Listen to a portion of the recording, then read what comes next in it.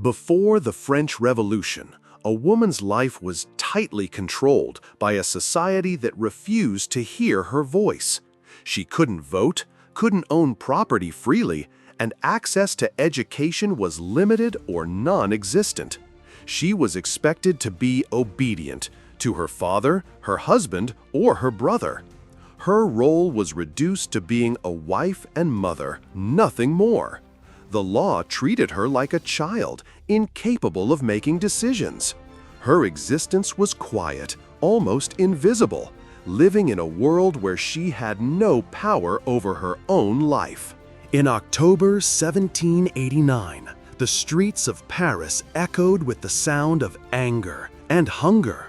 Women, tired of empty promises and rising bread prices, took to the streets.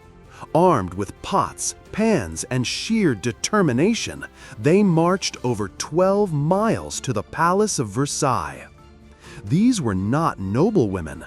These were mothers, workers, daughters, demanding food, justice, and dignity. When they reached the palace, they didn't beg, they demanded. And for the first time, the king was forced to listen.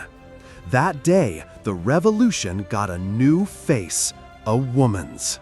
In a time when women were told to stay silent, Olympe de Gouges chose to speak louder than anyone. A writer and activist, she penned the Declaration of the Rights of Woman and the Female Citizen in 1791, boldly declaring, "Woman is born free and remains equal to man in rights." She challenged marriage laws, demanded access to education, and called for women to hold political power. Her courage came at a price. In 1793, she was executed, guilty not of violence, but of having a voice. While men took up arms in the name of liberty, Pauline Léon asked, "Why not us?" A working-class woman with a fiery spirit, she called for the creation of an all-female militia. She wanted women to defend their homes, their children, and their future. Her message was clear: freedom isn't just for men. Many saw her as a threat, others as a joke. But her boldness planted a seed, one that told women they had every right to fight for the revolution too.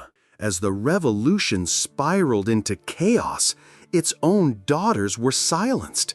Olympe de Gouges wasn't the only woman sent to the guillotine.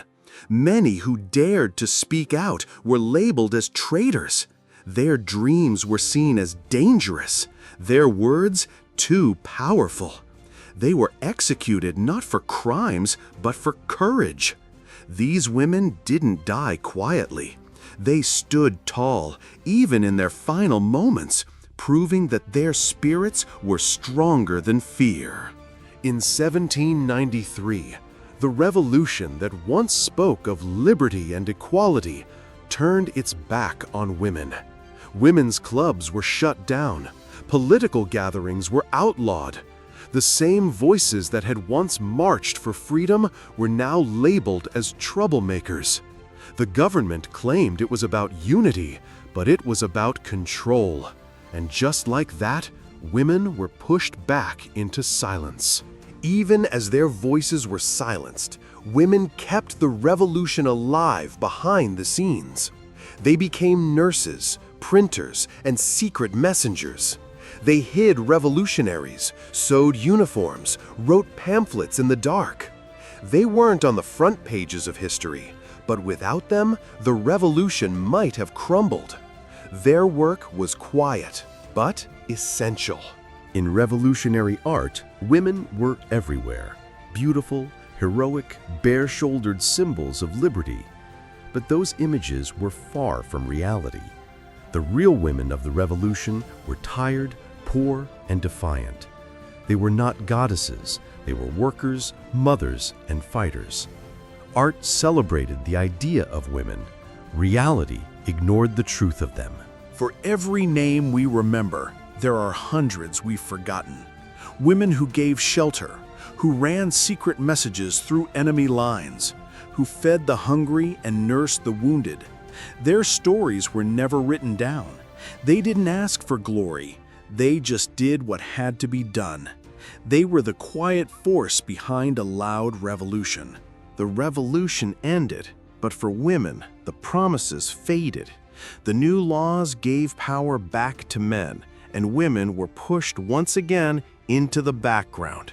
But something had changed. They had seen their strength. They had demanded a voice. And though they didn't win equality, not yet, they had sparked a fire, one that would keep burning through generations.